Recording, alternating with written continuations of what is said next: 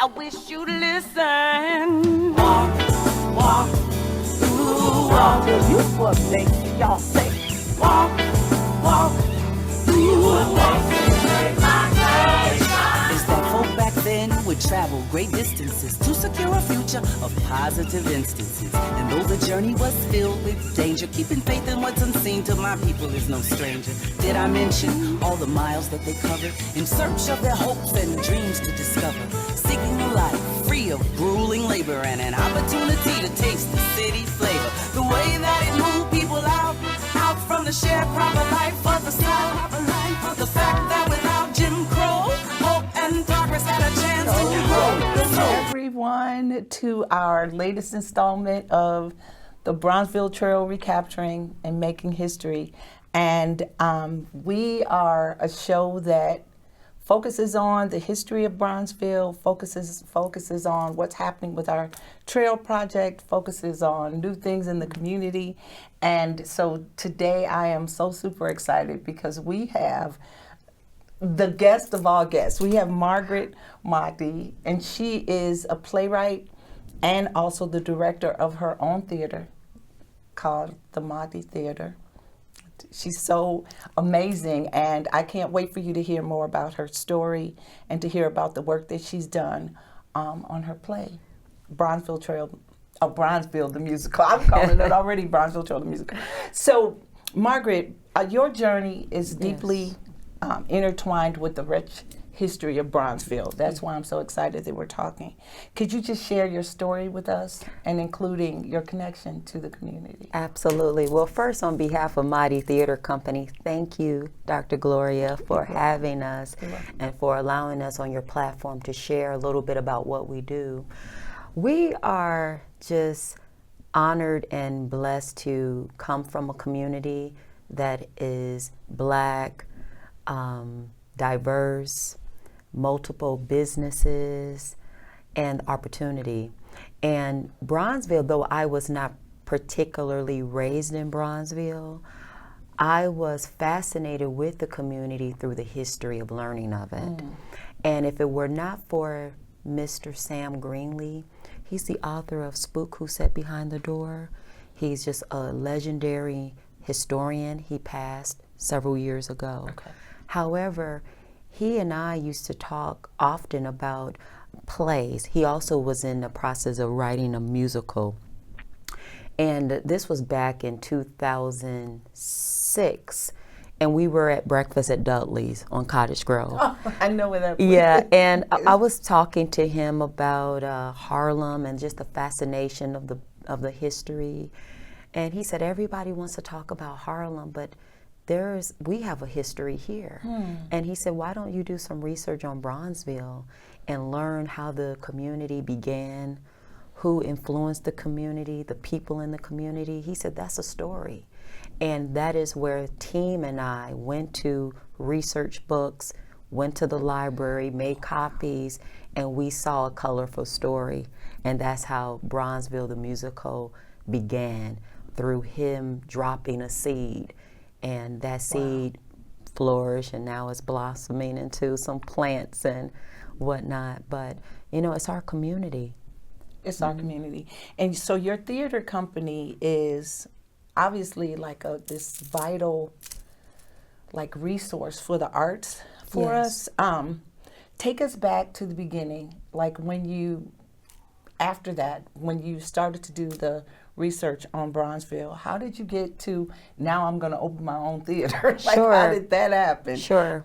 Yes. Yeah. Well, as a college student, I went to Northern Illinois University. I majored in education, and I also minored in theater. But being in college, I realized there wasn't enough content for the Black actress. So leaving their Northern's theater department, which was predominantly Caucasian, I was blessed to join the Black Theater Workshop. And it was at the Black Theater Workshop that I was inspired to strengthen my art as an actress. But even prior to that, even as a child, I always was fascinated with theater and dramas and musicals. My father would bring home all of these nostalgic musicals, from Grease to Ain't Misbehaving, all of them, A Raisin in the Sun, Cabin in the Sky. I grew up watching them.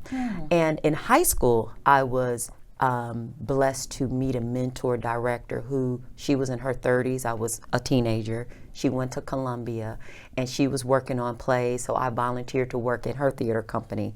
But that skill cultivated while I was in college, and in college I rallied around other like-minded actors and actresses, playwrights, and we started developing content for the Black student through the theater workshop. Upon graduating, I decided it would be great to form a theater company with my college friends. And that is how that began. But my career was an educator. So I graduated with an LEd degree, had my teaching license, my first grade classroom. But although I was teaching, we decided to still open up a company under the non-profit umbrella. And we produced our first play, a musical, which was The Wiz. And it was at the Harold Washington Culture Center, and that was in 2004. Wow. I was going to ask you, prior to Bronzeville the Musical, what others you've done? We tackled the classics, of course, The Wiz, and I'm sure every Black theater company has done The Wiz. I mean, that's a classic in our fabric, in our community, and amongst us as a people. And I've also written other original plays because I learned that was my gift. So I've done adaptations of other people's work, other great playwrights, as well as my own.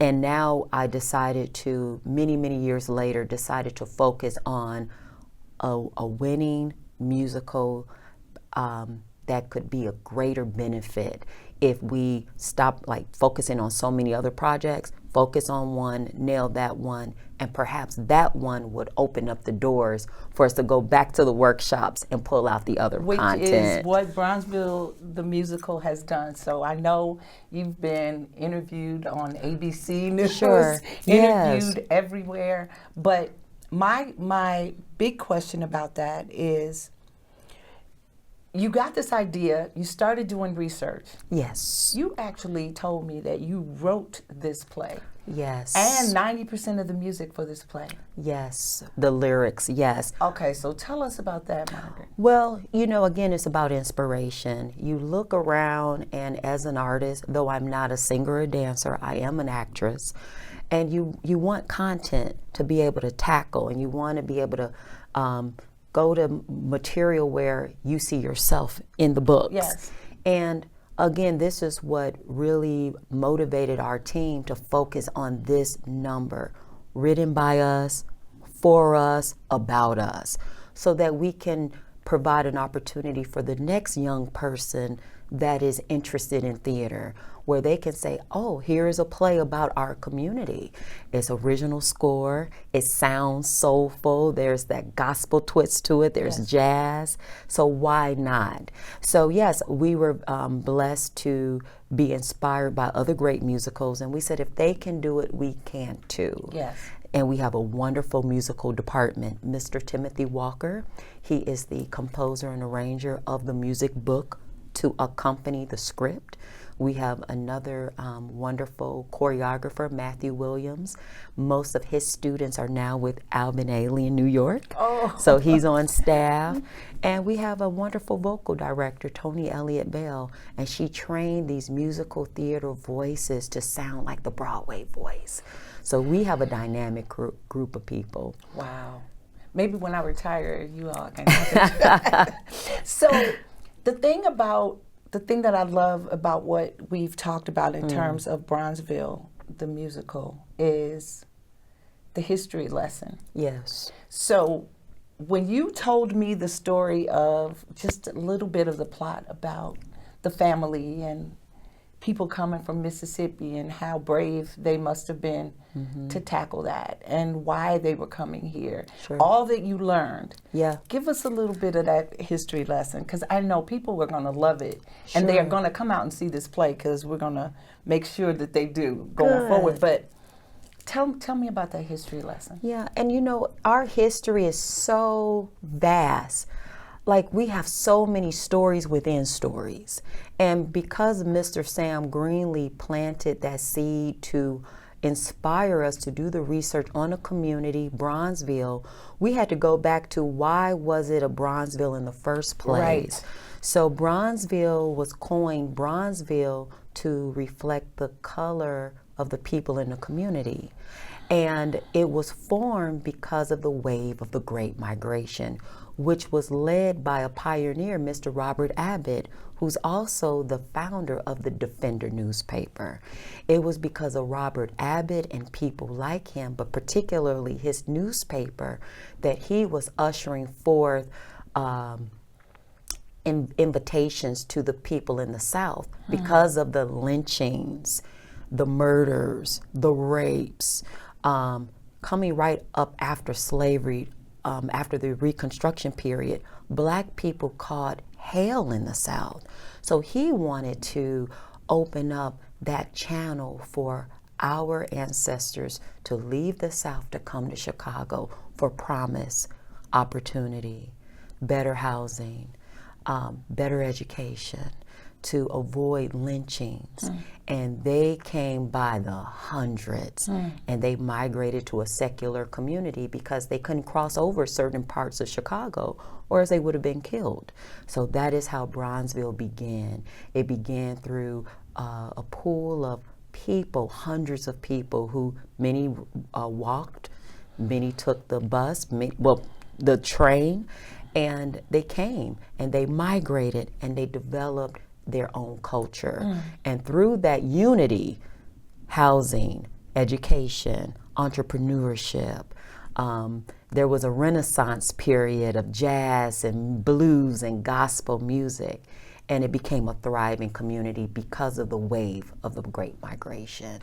So that one family that you were telling me about, tell the audience the story of the wife who didn't want to come. And why she didn't want to come, because that made sense to me. It made, you're facing a people who, although they're in the South, whether it be Silver City, Mississippi, Mount Bayou, Mississippi, Alabama, you're in the rural South in the 1900s, facing just hardship. Things we can't even imagine. Things we can't, and mind you, right after Reconstruction period.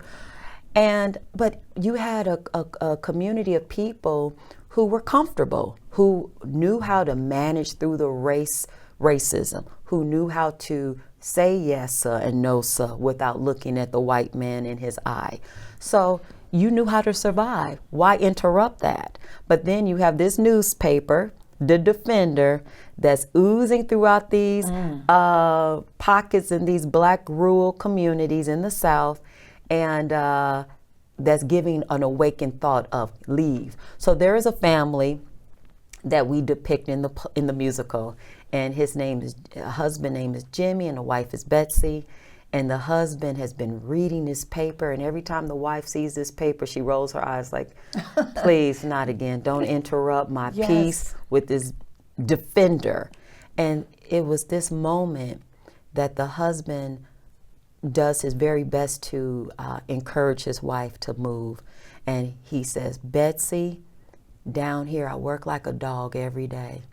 He said, in Chicago, I could make double working in a meat packing factory. And she tells her husband, look, our children are raised here. Calmness is peace. Our ma's and pa's are here. Why interrupt that peace? And ultimately he says, Betsy, we's moving to Chicago. Go pack, Betsy. Go pack up. And we are going to depart by train with the others 12 midnight. So there were hundreds of families that abruptly got up, boiled their eggs, took some cold fried chicken, bread, and got on the bandwagon with the others to leave. And many of them had to do it very sneaky, because white people were being, that really downsized the sharecropping in the, because who was going to carry the South? Who was going to be working down there? Black people provided the wealth for the South. Right. Right. So you were interrupting an entire financial infrastructure. So many of them had to go underground just to leave to come to Chicago. So the other cool thing about Bronzeville the Musical is that there's themes for now. Absolutely. What are some of the timeless themes? What are some of the significant lessons that we can take away from the history of Bronzeville itself, but from also like what people are going through now? What can we learn from? It's an excellent question. The purpose of the play is to know thy history. Even some of us as elders, older people, some of us, we're so caught up in the working of life and maintaining a lifestyle, where that part of our history is not discussed anymore. It's the responsibility of all of us to convey the stories to our young people in hopes to get them to stay on the right path of consciousness, right behavior, inspiration, and to build their communities. Case in point, the teen takeovers that's led by our young Black boys and girls. Well, there must be a disconnect. If you have young people destroying their own community, Right. a community that our people had to migrate to build, it wasn't easy for when they came here. They faced even greater racism. Right. Because as some of the migrants would say, in Chicago, it was, you know, you throw the rock, hide your hand, whereas in the South, you knew who the enemy was. Right. So the purpose of this play is to educate our community of who we are. That's the power of playwriting, and that's the power of storytelling. Getting back to your roots, perhaps you'll be better guided and better directed in the right course. And the relevant themes in this play is overcoming the violence. So there's this young man who his father sits with him on the couch through a picture book about his ancestry. And he's encouraging his son, hey, Marquise, you don't need to be with the crowd, the city thugs. When you destroy your community, you're destroying you.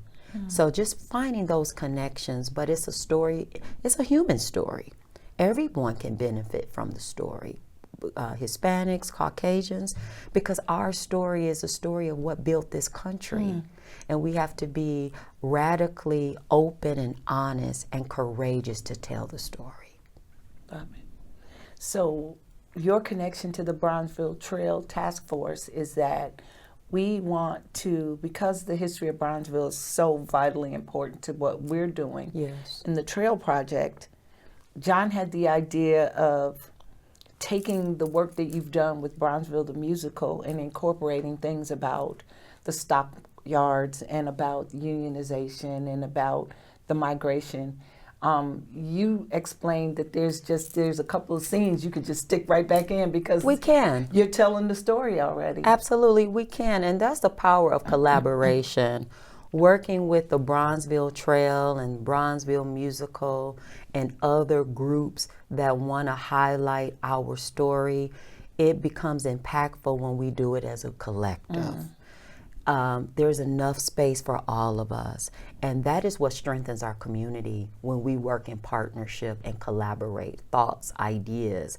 So we find it very appropriate to be able to collaborate with the Bronzeville Trail and to introduce a scene about the stockyard and the union and these families that are migrating from the South in this most radical wave of the migration.